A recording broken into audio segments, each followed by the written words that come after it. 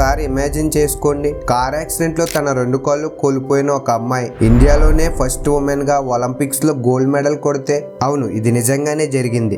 అవానీ లెకారా 2001 లో రాజస్థాన్ లోని జైపూర్ లో జన్మించింది. తనకి 11 ఇయర్స్ ఉన్నప్పుడు కార్ యాక్సిడెంట్ అయ్యి తన 2 కాళ్ళు పనిచేయడం మానేశాయి. అయితే అందరిలా బాధపడుతూ కూర్చోకుండా వాళ్ళ పేరెంట్స్ ఎంకరేజ్ చేయడంతో స్పోర్ట్స్ లో జాయిన్ అయ్యింది. తనకి షూటింగ్ మీద బాగా ఇంట్రెస్ట్ ఉండడంతో అతి తక్కువ సమయంలోనే రైఫిల్ షూటింగ్ మీద పట్టు సాధించింది. 2020 సమ్మర్ పారా ఒలింపిక్స్ లో 10 మీటర్స్ రైఫిల్ షూటింగ్ లో గోల్డ్ మెడల్ సాధించి ఇండియాలోనే మొట్టమొదటి మహిళగా తన రికార్డ్ ని రాసుకుంది. దీనితో పాటు 50 మీటర్స్ రైఫిల్ షూటింగ్ లోను బ్రోంజ్ మెడల్ సాధించింది. రీసెంట్ గా జరిగిన 2024 పారా ఒలింపిక్స్ లో రెండోసారి గోల్డ్ మెడల్ సాధించి భారతదేశం మొత్తం గర్వపడేలా చేసింది. తన ప్రతిభను గుర్తించిన గవర్నమెంట్ 2021 లో ఖేల్ రత్న అవార్డుని, 2022 లో పద్మశ్రీ అవార్డుని ఇచ్చారు.